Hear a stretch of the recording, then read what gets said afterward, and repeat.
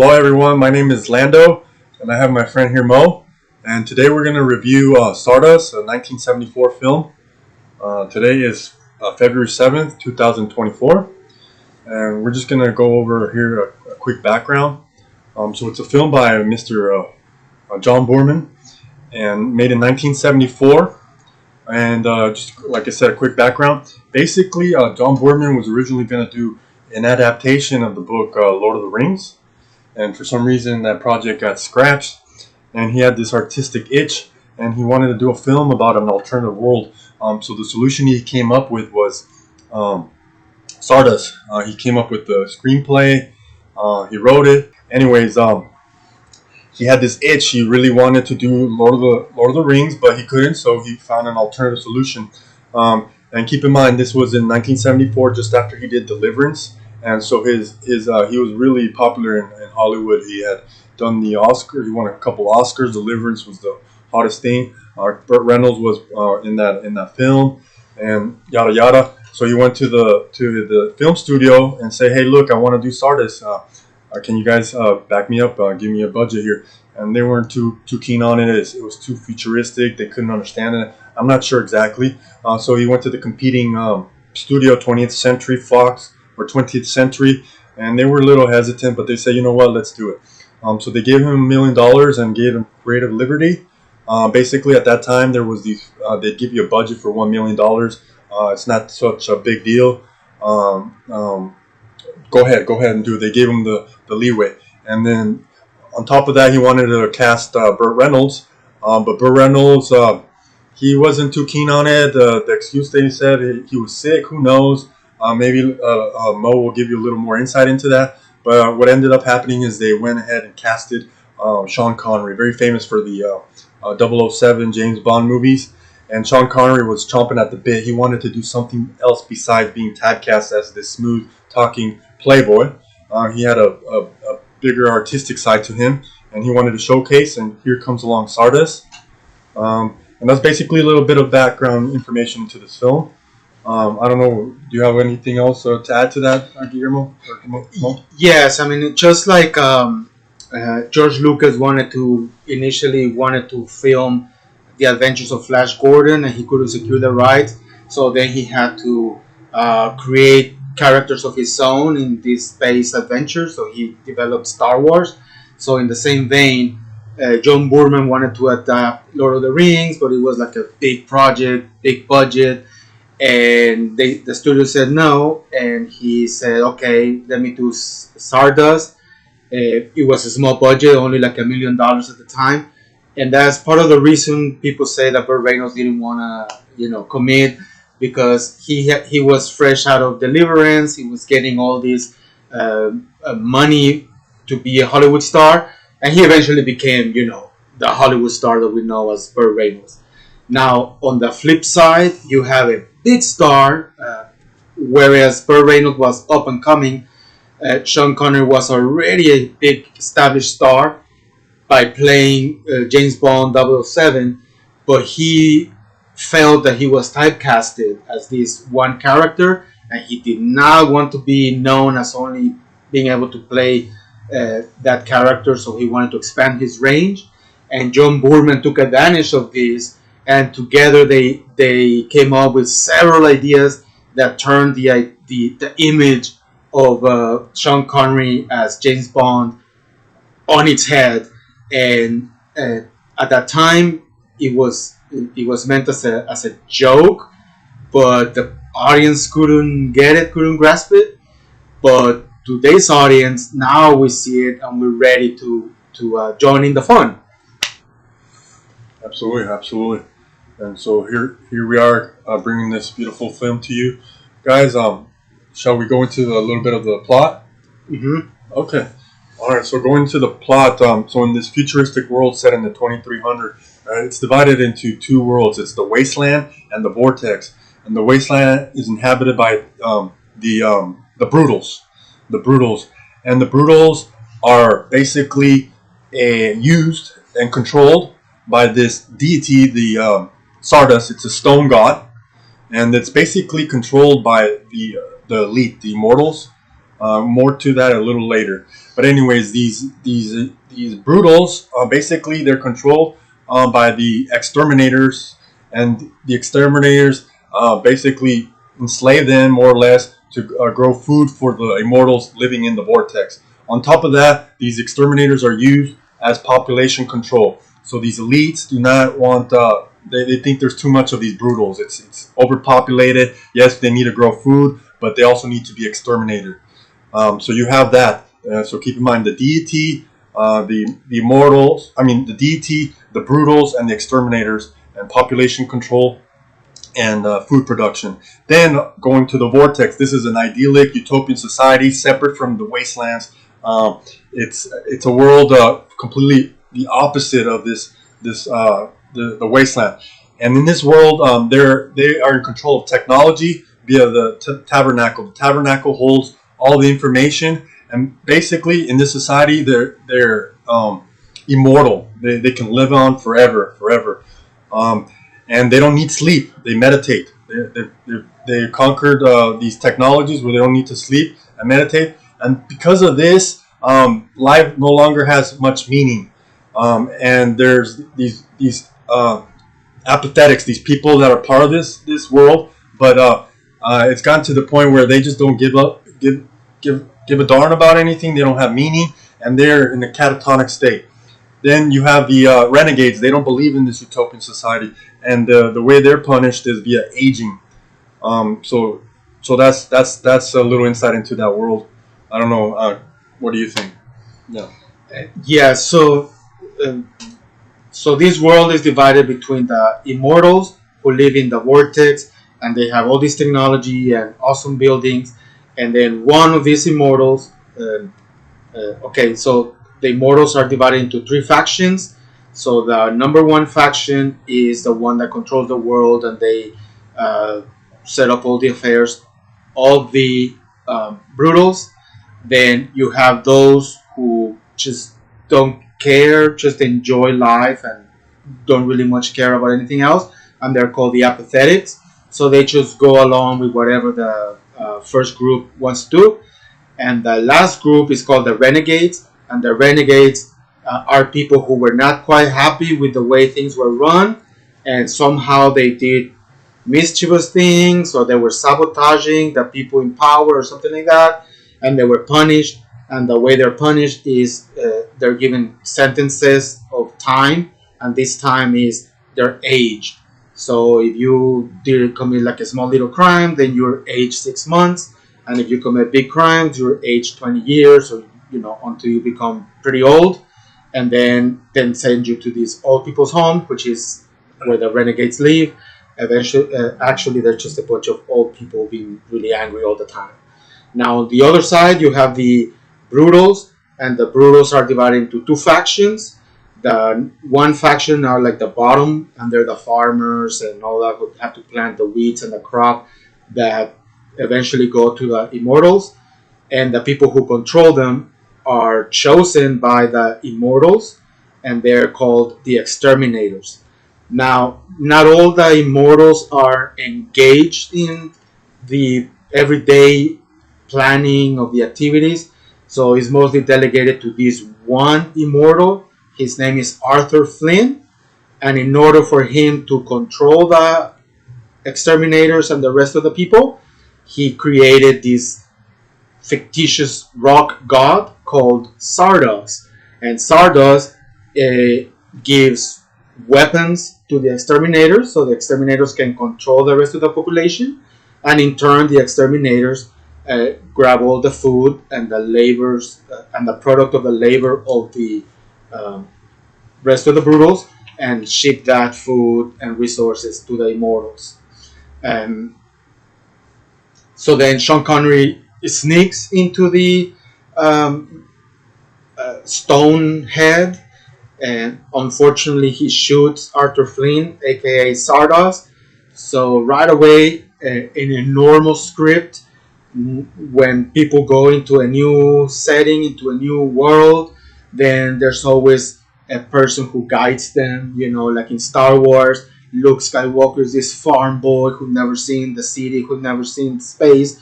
So then you have you have Obi-Wan Kenobi and Han Solo explaining to him what's going on. Uh, Here is set up the same way, where you as the audience expect Zardoz or Arthur Flynn to take Seth or Sean Connery, guide him by the hand and tell him everything that's going on. But since he's out of the picture, then both Sean Connery and the audience were left to figure out things by our own. And that's what caused a lot of confusion to people. Uh, but I don't think modern cinema has evolved so much. The narrative structures have become more and more complex that I think today's audiences are, they have no problem following this plot at all. I agree. I agree. It reminds me of that little story we read where people went to the film 1974 to go watch the movie, and as they were exiting, they were telling the fellow moviegoers, "Hey, do not, I repeat, do not check it out." So definitely don't see that happening nowadays. It was definitely ahead of its time. What do you say? Yeah, so a little explaining why the audiences at the time might have felt that way is because they're going to see a Sean Connery film. Sean Connery is a big star. He's 007. People are used to seeing him in this adventure, sci-fi, super awesome. And then the trailer promises a sci-fi adventure. So people's expectations are, how can I compare it? Well, we can compare it to like the way people have the expectation of going to see Predator with Arnold Schwarzenegger, right? Arnold Schwarzenegger is a great action star, like Sean Connery at the time, and then you see the preview for a sci-fi adventure, it's like Predator, and people went to see with those expectations, and it delivered. However, Zardoz, people are going with those expectations, and Zardoz is not a cutesy sci-fi film with like little robots and furry little animals. No, it's more of a psychological, philosophical roller coaster, and people were just not with it at the time. And the film was hurt by people's expectations, not because of the film itself. I want to make that clear. But 50 years later, this movie is very, very watchable, very, very enjoyable, and very much relevant in terms of understanding the world and who runs the world and why they run it the way they do. It's amazing, actually. Yeah. With that said, I think it's a perfect segue into the title of the movie, Stardust. So basically, it's just a play on words. The As you know, the movie as well as the book, The Wizard of Oz. So it's just short for Zardoz, Wizard, Zardoz. Um, and so yeah, basically that's the story behind it. And Guillermo, I know you were going to discuss something about the book and Yes, how it relates to the movie. and it's not revealed until pretty late in the game, so to speak. And the reason for that is because Sean Connery throughout the movie goes into a series of flashbacks. And in one of these flashbacks, he finds out that Arthur Flynn, the immortal known as Arthur Flynn, actually handpicked Sean Connery and taught him how to read, taught him how to use his intellect. So basically, introduced him to the world of literature and knowledge, and said Sean Connery's character read all these books, and then eventually he reads The Wizard of Oz. And when he reads The Wizard of Oz, which is essentially the main spoiler alert, the main point in The Wizard of Oz is that there's no one behind the curtain. There is no spooky wizard. There is no spooky, overpowerful force, great spirit, God, whatever word you want to attach to this. None of that. It's just literally Arthur Flynn uh, pretending or acting the role of a god known as Zardoz. So when Sean Connery realizes this situation, of course it causes cognitive dissonance. Imagine somebody who has come to the realization that all the beliefs, their lifelong belief is a lie. So it's a shock. So as a way for him to go and find the truth, he sneaks into the mask to travel back to the vortex, because nobody has ever no a Bruto has been in the vortex, and just like the Wizard of Oz is about Dorothy and other characters understanding that there's no man behind the curtain. In Zardoz, he also realizes that there's no such thing as a god named Zardoz. So if there's no god named Zardoz, what is there?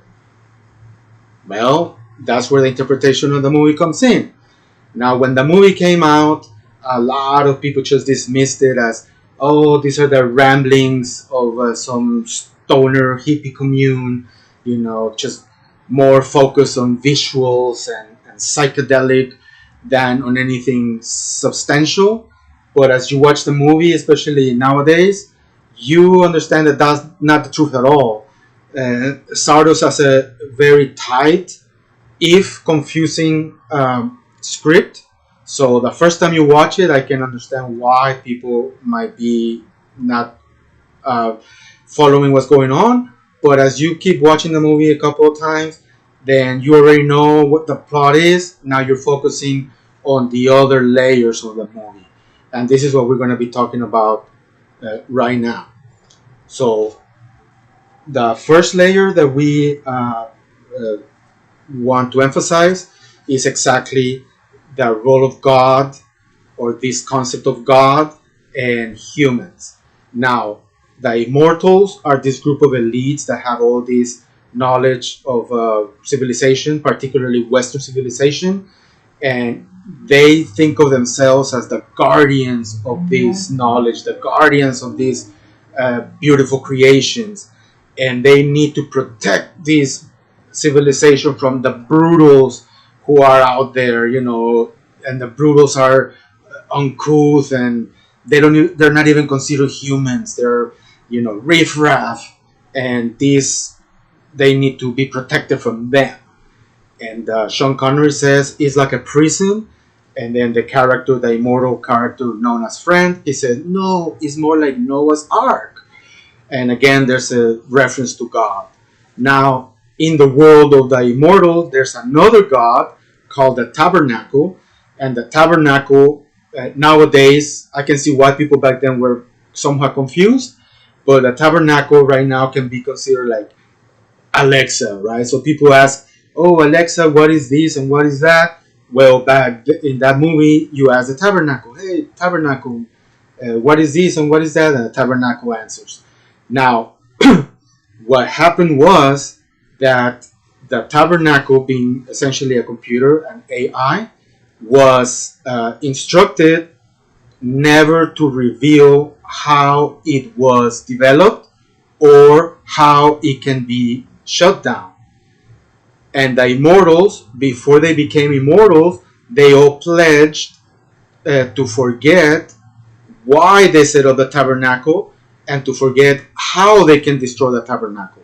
So after several years, several centuries of the tabernacle not knowing that it was created, and the immortals not remembering that they created the tabernacle, well, now the tabernacle has become like their deity. So you can see that since there is no god named Zardoz, then there really is no god named Tabernacle. So then, what is humanity? What is humanity about? What is this existence about? So you can see why some of the immortals are empty, because they just lived a life of, let's say, hedonism and pleasure, and they had all the niceties in life for several centuries, that at the end they became so complacent that they can't reproduce, they can't have deep emotions with each other, and some people just can't stand it. This is like an empty life for them. And Arthur Flynn, aka Zardoz, is part of this group, and they set up these machinations so that this immortal vortex could be destroyed to give room to something new. There's another faction of immortals led by this lady called May, and she believes that the tabernacle or the vortex um, works. However, it needs to be very significantly reformed, and that's where they bring Sean Connery's character said, and he is tasked with the horrible um, duty of impregnating all these immortal women so that they could go and create a new society somewhere else. So they take all this knowledge from the tabernacle and their new genes with Sean Connery, and they set up a new vortex somewhere else that we don't know about. And then we have Sean Connery, who all this time was playing pretty dumb because he was actually on a mission to infiltrate the vortex, and then once he infiltrated the vortex, bring a cohort of his exterminator buddies and then destroy um, the vortex. So there's three factions with three different reasons of why they want to destroy the vortex, but the end result is that they succeed in destroying the vortex. Yeah, I totally agree. And just to quickly follow up, so this film, a lot of the themes that Guillermo, my friend Mo, was talking about, this film was ahead of its time. It talked about technology and how it impacts the society, and how these elites are actually worshiping this AI, and you can see where this society's headed towards, and it's a scary place. It's definitely a scary place. And within these societies, in current times, we are divided too. There's the have-nots and haves, and the have-nots may believe in Christianity and religion. You could say that Zardoz may be representing that, and then who knows? Maybe these elites are controlling religion to control the masses. Who knows? But it touches on a lot of different themes, which I think is amazing. Yes, because in the movie, like if you just understand symbolically what's going on, the immortals uh, provide with weapons to the exterminators so that the exterminators can kill off and control the population of the rest of the brutals, while at the same time extracting the fruit of the labor of the immortals, which is symbolized by crops. If you extrapolate that to today's society, then you can argue that the immortals are these elite families that have been in power for centuries and centuries, if not millennia, with these bloodlines, and hence the immortal aspect. And they also control the world by delegating the use of violence to the current day exterminators, which are, you know, the military industrial complex, the bureaucracies, all these organizations, think tanks, and all that kind of stuff. And they do the dirty work so that the elite can continue extracting the value of the labor of the masses. So this movie is talking about that. So as a result, the powers that be at the moment, they didn't quite uh, um, look kindly on it. Essentially, they're saying, "Hey, here we are, giving you $1 million that we stole fair and square, and you are making this movie, making us look bad. What's up with you, bro?" Yeah, it's a very deep movie in so many levels. It's um, it's it's an ambitious project. Uh, uh, needless to say, And with that, we should also continue on with all the other themes. Another theme is the metaphysical, the explanation of reality, and in this particular case, it's the paradox of immortality and the meaning of life. Does the cycle of life and death is what brings meaning to life? What do you think about that? It's definitely something to think about because as a group, these elites are very comfortable. They don't need to do anything, and as a result, they lose the zest for life. And the zest for life is symbolized by the men in that society not being able to have erections. And when Sad comes in, Sean Connery's character comes in, and they're reading his mind. They're projecting his mind over a projector, and as he's exploring scenes from his life, he gets an erection, and all the immortal women are like, "Ooh, what's that?" And then they try to go deeper into understanding, passions and how these brutals have passion, whereas we elites, are rational and we go through our democratic process and stuff. And then Sean Connery's character says, "No, look, what you are doing to the rest of the world is painful and it's horrible. You're causing so much trouble, so much death." And some of the immortals try to wash their hands and say, "Well, I didn't do anything." And then he points out, "But you eat the bread. See, so you're benefiting from this system that exploits the masses. Therefore, you are an exploiter of the masses, and therefore you should be destroyed along with the system that exploits the masses." I agree. I agree. Is there something else, anything else that you wanted to mention or talk about? Yeah. And yes, I want to talk about the visuals. Now, like I said before, this movie is a sci-fi, but it's not your typical sci-fi that has a cutesy little robot or furry animal, like Silent Spring or Star Wars or any of that.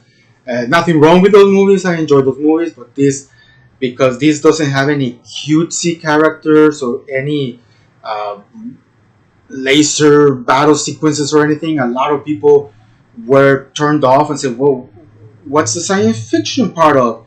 Whereas they don't understand that science fiction is the theme of the paradox of immortality, the fact that there's a group of people inventing deities to exploit the masses and things like that. Now,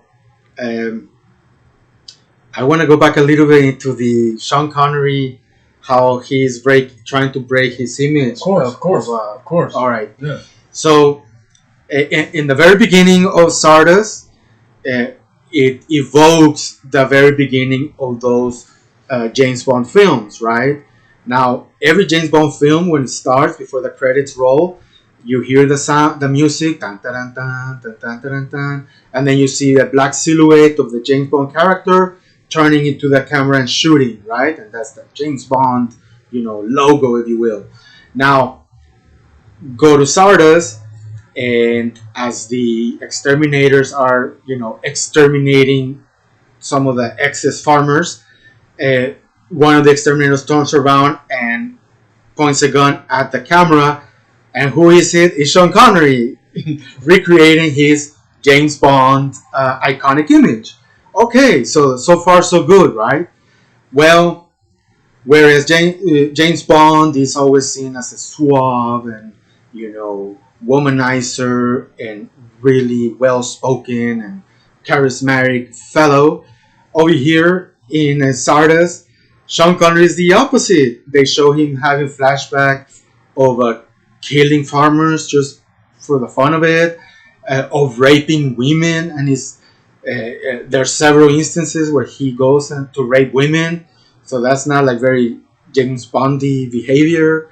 And then towards the end of the movie, they really had a ball with this one because he's trying to hide from the rest of the immortals, So he dresses up as a bridesmaid. So he comes out with this bridesmaid gown and stuff, and this is James Bond. This is the manliest man alive, and he's dressed up as a woman because he's running away from all these other immortals. Now, how farther away can you get from the image of being James Bond? So they had a lot of fun. They had a lot of self-referential fun throughout the movie, and for some reason, people didn't appreciate it. Didn't appreciate it. They thought that this movie was too full of itself, and it was communist. Yeah. Now, having said that, the next thing that I want to point out is if you look at today's most recurring kind of conspiracy theories, whether the world is flat and we're surrounded by a dome, or like whether a group of elites sit around the table and dictate how they're gonna rule the world and what needs to be done and which population need to be exterminated, or whether the elites have a god that is not the Christian God but something else. All these things and a couple of others are explored there. So if you're a fan of conspiracy theories, go watch this movie and you can go down the rabbit hole too. I agree. With that said, out of a rating of 5, what would you give it? I would give it 4 Billy Dragos out of 5, and because the visuals are very beautiful, they're not computer graphics, they're practical effects, and he was overly ambitious in what he was trying to do. He was trying to talk about philosophy and the elites that rule the world, and James Bond, and he's throwing all these elements, and it's a fun ride, and I enjoyed it. It's new. 4 Billy Dragos. Definitely. I definitely enjoyed this film for its social commentary. It's definitely over ambitious.